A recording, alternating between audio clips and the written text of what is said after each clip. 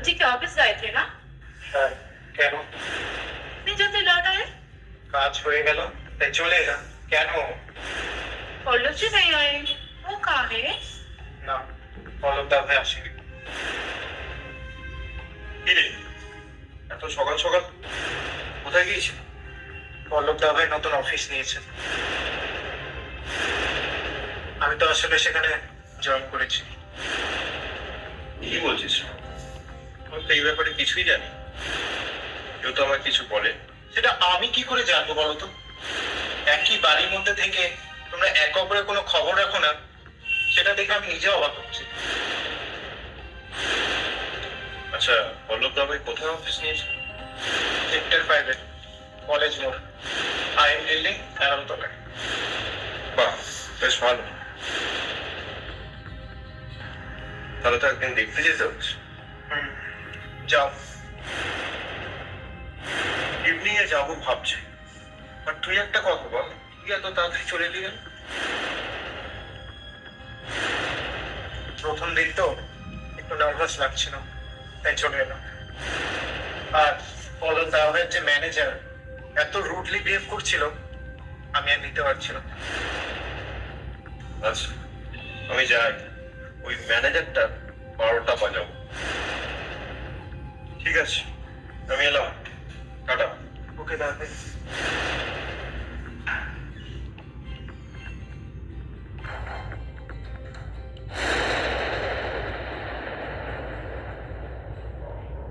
Sector 5 college মোড়, IM building 11 तला। ठीक है, पहुंच जाऊंगी। सुबह निकला है पल्लव जी, ठीक तरीके से खाना भी नहीं खाया होगा। छोटी माँ ने खाना बनाया, मैं थोड़ा चूड़ा के ले जाती हूँ ताकि घर का खाना नासिब हो बेचारे को।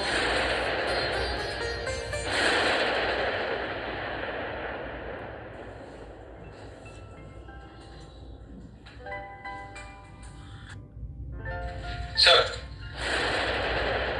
আপনার সাথে একটা নন বেঙ্গলি মেয়ে এসে দেখা করার জেদ করছে।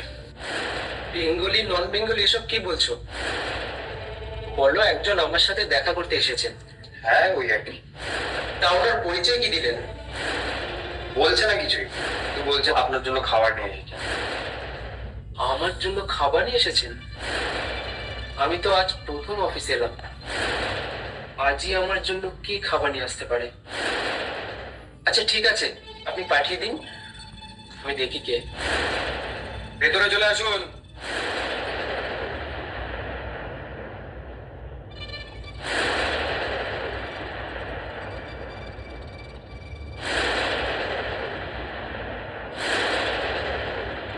এ কি তুমি? আমার অফিসের অ্যাড্রেস কোথা থেকে পেলে? मिला है कहीं से भी? হ্যাঁ,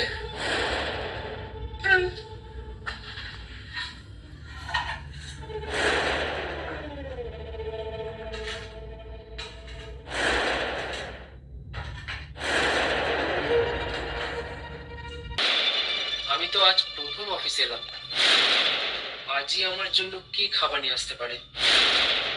আচ্ছা ঠিক আছে, আপনি পাঠিয়ে দিন, আমি দেখি কে। ভেতরে চলে আসুন।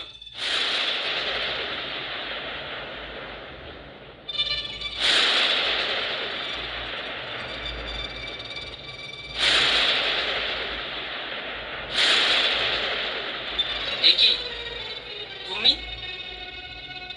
আমার অফিসের অ্যাড্রেস কোথা থেকে পেলে? मिला है कहीं से भी? হ্যাঁ,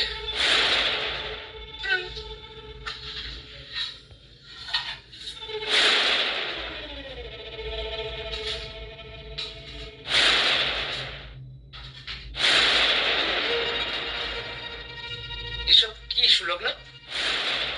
बिरयानी। বিরিয়ানি? তুমি বিরিয়ানি কোথায় পেলে? ছোটি মা, মানে আপনার ছোটি মা নিজে হাতে রান্না করেছে। আচ্ছা, ছোট মা বিরিয়ানি পাঠিয়েছেন। ওকে, ঠিক আছে। ठीक है।